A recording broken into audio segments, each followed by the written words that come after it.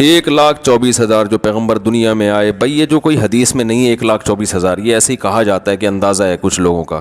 انبیاء علیہ السلام کی تعداد یہ 1,24,000 کے لگ بھگ ہے انبیاء علیہ السلام، اور ان میں جو رسول ہیں ان کی تعداد 315 ایک حدیث پاک میں ہے، اور انبیاء کی تعداد 1,24,000 ایک حدیث پاک میں ہے. بعض روایات میں 2,24,000 بھی ہے، لیکن زیادہ معروف یہی ہے 1,24,000. اللہ نے جتنے پیغمبر بھیجے ہیں ان کا عدد کوئی نہیں جانتا. یہ جو ایک مشہور بات ہے 1,24,000، یہ کسی حدیث میں نہیں ہے، اسرائیلی روایت.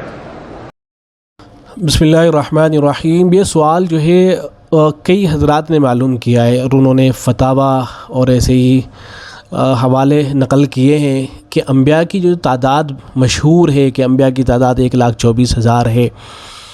تو بعض کتب فتاویٰ میں تو یہ بات لکھی ہوئی ہے کہ ہاں 1,24,000 ہی ہے. مثلا دارالعلوم دیوبند کا فتویٰ ہے اس میں ہے، یا دارالفتہ بن نوری ٹاؤن کا فتویٰ ہے اس میں ہے کہ 1,24,000 ہے انبیاء کی تعداد. یا ایسے ہی ایک صاحب نے کچھ دنوں پہلے حضرت تقدس مفتی شفیع صاحب رحمۃ اللہ علیہ کی جو تفسیر ہے معرف القرآن اس سے حوالہ نقل کیا تھا، اس میں بھی یہی ہے کہ 1,24,000. تو اور بعض حضرات وہ بھی ہیں خاص طور سے علماء عرب وہ منع کرتے ہیں کہ نہیں اس طرح کی کوئی روایت ثابت نہیں ہے. تو سوال یہ کہ صحیح بات کیا ہے. تو دیکھیں، اور یہاں جو ویڈیوز ہیں وہ بھی ہم نے دیکھی. حضرت شیخ مکی حجازی دامت برکاتہ العالیہ ہیں، حضرت مفتی طارق مسعود صاحب دامت برکاتہ العالیہ ہیں، یہ حضرات بھی منع فرما رہے ہیں کہ بات بس ایسے ہی مشہور ہو گئی.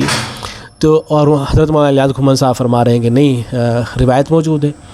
تو جواب میں عرض ہے کہ روایت تو بہرحال موجود ہے، روایت تو موجود ہے، ایسا نہیں ہے کہ روایت نہ ہو، روایت موجود ہے.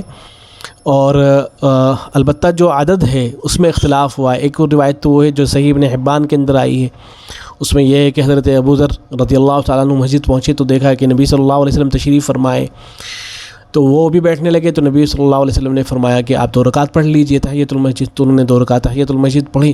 اس کے بعد حضرت ابو ذر رضی اللہ تعالیٰ عنہ نے کچھ سوالات کیے ہیں نبی اکرم صلی اللہ علیہ وسلم سے. تو ایک سوال یہ بھی تھا کہ انبیاء کی تعداد کتنی ہے. تو اس میں یہ ہے کہ اللہ کے نبی صلی اللہ علیہ وسلم نے یہ فرمایا کہ 1,020,000 کہ 1,20,000. تو صحیح ابن حبان کے اندر جو عدد ذکر کیا گیا ہے وہ 1,20,000 کا ہے. البتہ مشکات کے اندر جو روایت آئی ہے یہ بھی حضرت ابو ذر سے. تو اس میں جب انہوں نے نبی اکرم صلی اللہ علیہ وسلم سے معلوم کیا کہ انبیاء کی تعداد کتنی ہے، تو نبی اکرم صلی اللہ علیہ وسلم نے فرمایا کہ 1,024,000 کہ 1,24,000.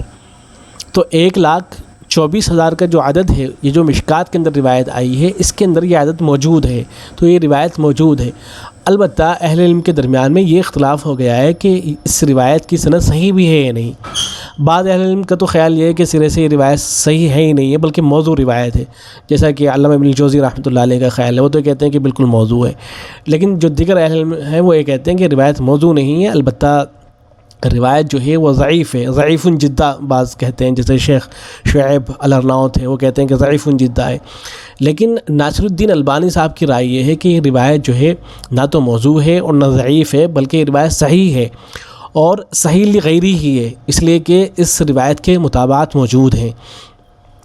تو ان مطابعات کو جب سامنے رکھا جائے گا تو یہ روایت جو ہے صحیح کے صحت کے درجے کو بہرحال پہنچ جاتی ہے. اس لیے انہوں نے اس روایت کی تصحیح کی ہے، مشکات المصابیح کے اندر اس کو صحیح قرار دیا ہے ناصر الدین البانی صاحب نے. تو اہل علم کے درمیان میں چونکہ اس روایت کی سند کو لے کے اختلاف ہو گیا، اس لیے بعض اہل علم منع کر دیتے ہیں کہ نہیں اس طرح کی کوئی بات ثابت نہیں ہے، بس ایسے ہی یہ بات جو ہے مشہور ہو گئی ہے. اور جو حضرات بیان کرتے ہیں ان کے سامنے یہ ساری تفصیلات ہیں.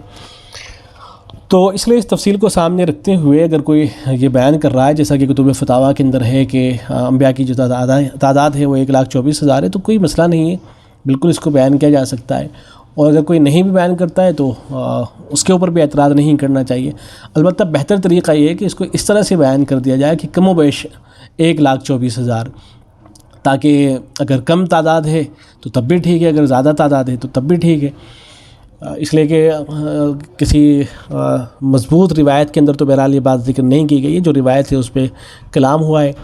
تو اگر اس طرح سے اس بات کو بیان کر دیا جاتا ہے تو میرے خیال سے پھر کوئی اشکال باقی نہیں رہے گا. تو یہ سردست مجھے جو حاصل ہو سکا میں نے وہ فراہم کر دیا ہے، باقی واللہ عالم بالصواب.